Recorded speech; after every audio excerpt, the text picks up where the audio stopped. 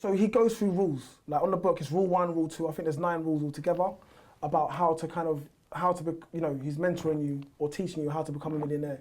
It's not a get-rich-quick scheme. Yeah. But compound interest, he says, start investing straight away, which I think is, again, is critical. It's investing. Like, start investing, pick your investments wisely, he actually gives you the full play of where to invest or how to invest.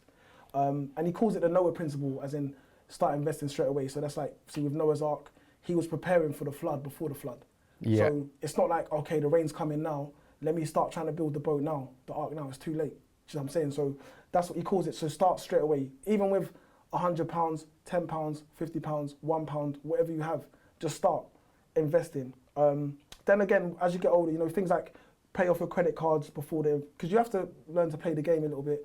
Pay off your credit cards before the interest kicks in. Yeah. Because as Tyler just showed, that interest is taken away. That money you're paying on interest could be paid, could be saved, could be invested.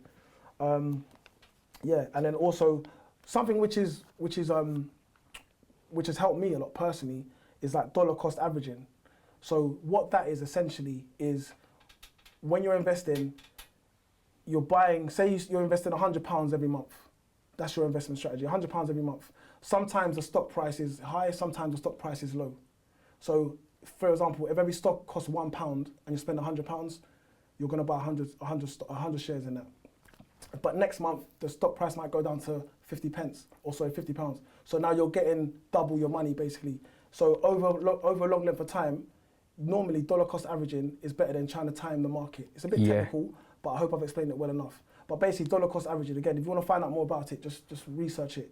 But that's a good way. You're just consistently investing over time, the same amount every month. Some months you'll get more, some months you'll get less. But over a long period of time, you typically get more than you get more for your money. Yeah. And those are the kind of main rules that he kind of says to start yourself off with. Yeah, absolutely. And he talks about financial advisors because, if we need help with our finances, it only makes sense that we want to speak to a financial advisor. Logically, right? Yeah. Surely, I've thought that in the past. It's financial advisors, but then I think it's like managers or fund managers is what he's talking about more specifically. So like, because they're different. So you've got a financial advisor as a general, but then he's talking about people that manage your stocks or invest your stocks for you. I forget what he calls it now, but fund managers I think he goes to. But carry on. Well, in theory, we think that's a good thing, right? Mm-hmm. But at the end of the day, it's a job for them. Yeah. They're there to make money off you. Yeah. So they might be financially advising you, and brokers. Yeah, they're brokers. So their job is to, try and guide you to make money, but in a way that they also make money. And he kind of poo-poos financial advisors and just says you don't need a financial advisor. I think it's more so fund managers. Fund managers, yeah. It's more so fund managers. Yeah. So anyway, the point I'm making is they're there to make money off you. And I think there's a few examples that he gives in the book about like the banks. He's set people up in different parts to go to the bank and say, right, I want to invest money. Mm-hmm. And they've all tried to set the participants up with the fund that makes the bank the most money, not the fund that makes the individual the most money. And they're selling products. Yeah. They're selling products. And this is where, again, going to that financial education, because if you go to if you're somebody who doesn't know anything about money or investing or stocks, I use myself as an example in the past, you go in and you ask the person who's in position to tell you, and you assume they've got your best interest, your best interest, but they've essentially got their best interest. I think not necessarily because some financial advisors, they just give advice, so you can pick and choose. But with fund managers, if they're saying, no, buy this stock, sort of like Wolf of Wall Street sort of thing. Yeah. You know what I mean? Like, buy this stock in this because this is going to make you the most money. Yeah. It's not necessarily the case.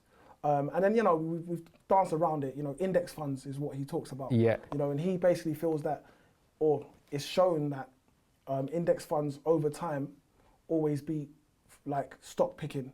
Yeah. So stock picking essentially is, I'm going to invest in, I don't know, Nike today. Like, that's me just making a decision. I'm going to invest in that. I'm going to invest in that. So you're picking what stocks you're going to invest in yourself.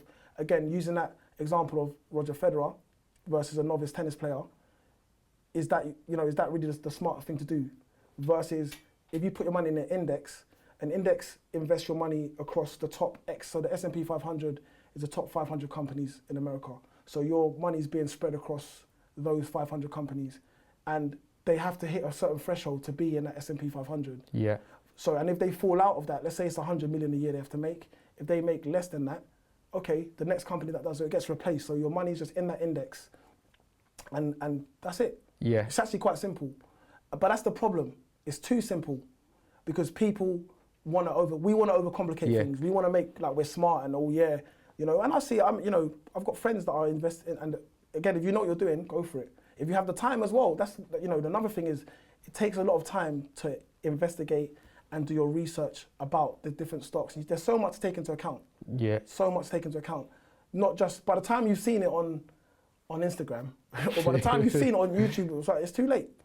It's too late. You're now, you've got the curve. I forget what it's called, but you've got the laggards and you've got the early adopters and whatnot. Yeah, yeah. You're already on the top of the curve. You're too late. It's too late. It's not necessarily, but in general. Yeah. So it's quite risky, and it just takes. Do you have the time?